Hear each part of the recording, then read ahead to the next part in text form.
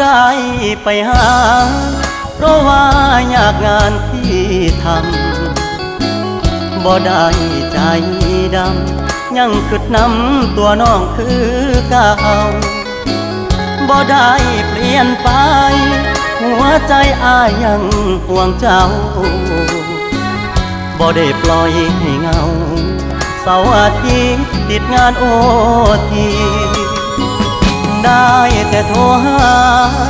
น้องคงจะไม่ว่ากันบ่เคยเปลี่ยนพันสัญญาหักมันคนดีบ่ได้กักมีกิ๊กบ่ได้หลีกสัญญาที่มีย้อนงานยุ่งอีหลีคนดีอย่าเครียดอายเด้อขอหาสุมือเจ้ามาคือน้อยใจเฮ็ดหยังหยุดงานวันวางจะเดินทางเพื่อไปพบเจอ